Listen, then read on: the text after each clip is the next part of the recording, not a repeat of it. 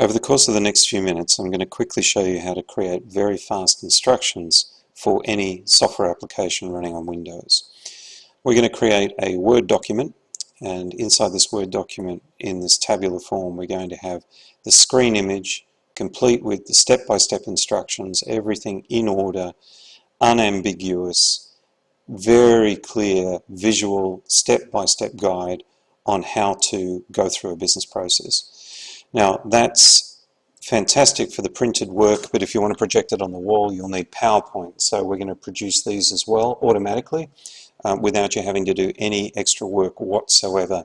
We're going to get a PowerPoint deck that looks like this. And we're also going to create, without any extra work at all, this animated output. So this is just choices of outputs once you've done the single series of work steps inside of the CAPITO application. So here's how it works. You turn on a screen recorder and you just take screenshots. So you prepare the screen, setting up the steps that are required. I'm not recording anything yet, I'm just setting up the steps, setting up the screenshot, and then I'll alt print screen, and I now have a screenshot of this inside of the CAPITO application. Then for each of the next steps, as I prepare the screen, which is the way that the user would see it and the user has to follow the steps, I'll just push print screen again. So this particular business process is about changing the pricing in here, which won't change or won't become editable until these two things are selected. And so I'm just using alt print screen to capture each of these finished screens. So we'll just increase the price of the product, again alt print screen, and once more.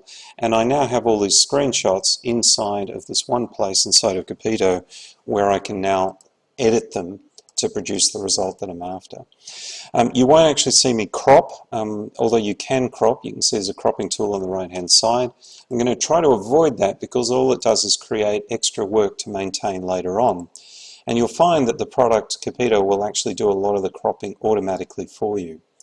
I've picked up a tool on the right hand side and I'm beginning to drag rectangles around the areas that I need to draw the user's attention to, or I need them to interact with this target application. And so as I draw these, you can see that they extend by adding these little text boxes complete with the counters in the sequence in which I draw them. And into these text boxes, of course, you can type the instructions. Should you need detailed instructions, you would type them in here. If you don't need detailed instructions, you can just type a short amount of text. So we'll just have choose previous from the status list.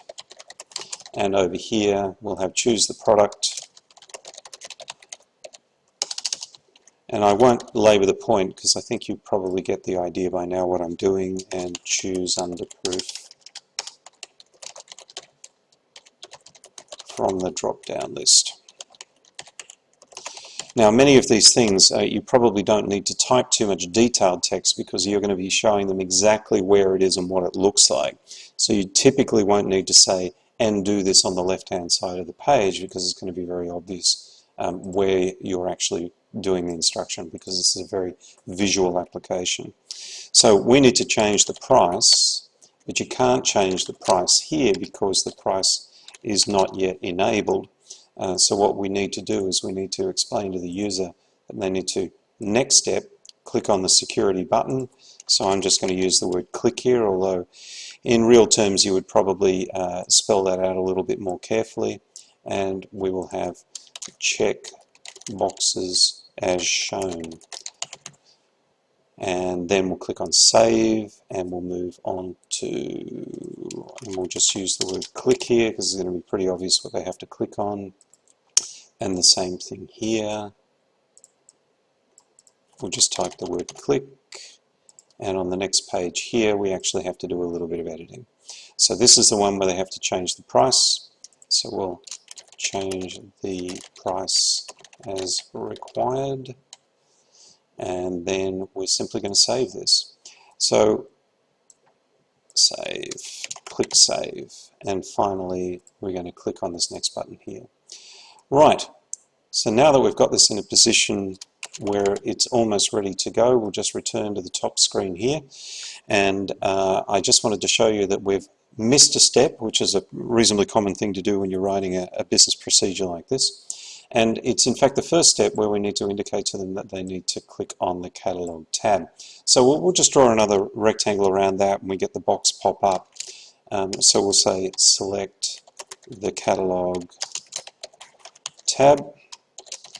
And unfortunately it's number 4 on the list, but it's not going to surprise you that I'm simply going to pick up number 4 down the bottom here, drag it up here, and as I let it go, number 4 will become number 1 and everything reorders. Now there were 3 things on the page, which means this step here used to be number 4, this step here is number 5. So everything throughout the whole document renumbers.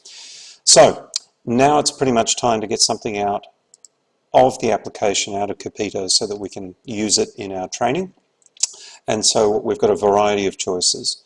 And I'm not going to rework that material at all to produce these documents. So we're going to produce now a Word document, and we'll give this a name. This can be Word document number 3. And this will look remarkably similar to the one that I showed you in the beginning. In fact, here it is. Catalogue tab with the little grab of the catalogue visual element here, which is out of the little box. So you can see what the user can see exactly what they have to click on here based on the rectangle that you drew, and they can see geographically where it is on the page, and so on down through this list inside the Word document. Look, there are other types of Word documents as well, and there's a bunch of settings too, but fundamentally this is about repurposing the work that you've done to suit the different outputs. So this is a very common format as well.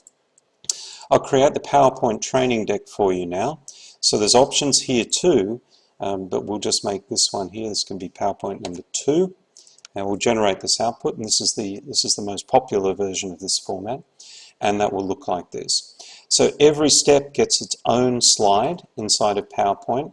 In the middle of the screen, it cuts the appropriate piece of the screen out so you can see exactly what you have to do, and it'll give you geographic context again so you can see where you need to do it, just like that. And it does that for each of the steps in the procedure that you've done. Animated HTML, well, I'll show you also, so we'll just generate this to animated HTML, and we'll run that now. And this takes your work, and one step at a time will present it to the user like this. So this is a very friendly, easy to follow, step-by-step format that you can go back and forward through these steps so that you can see very visually at 100% all the time exactly what you need to do. So you can see there's some other formats here as well, but we'll leave those for this video, and I'll just come back into the application here to show you a couple of other very small things before we finish. So obviously you may need from time to time to blur things out for security reasons. You might also wish to erase things, such as there's a product here perhaps that isn't on our list anymore, so we might need to get rid of that product using the eraser tool. You may even want to, in this case here, get rid of this date, and you might notice that in the background here we didn't leave a white hole behind, we just picked up the color of the background. Now, what's also going to be a very frequent thing to do is to manage the situation where the screenshot changes. So the product selected changes can be our example today, just for the sake of the argument. So we'll go back to the Any application here, and we'll pretend that the product that we're actually going to work on is something a little bit different. We're going to work on this one here called Overwatch. And so I'll choose this one, and we'll just swap the screenshot straight in and out. So remember, these things remain on the surface of the screenshot. The screenshot is underneath and can be replaced independently. So we'll turn on a different version of the recorder. This gives you a nice green bar across the top. We'll come back to the application, and we'll simply do an Alt print screen on that, and it swaps out the screenshot for our new screenshot. And now it's no more difficult than just repositioning the elements that you need to reposition on the screen, and then regenerating the output, and the job's done. Well, that's probably enough for this video. I hope that I've given you a taste of the application. It's for Windows, and only, unfortunately, at this stage, but you can download it and give it a go for 14 days for free. We'd love to hear from you. Please let us know how you go with the application. Thank you very much. Have a good day.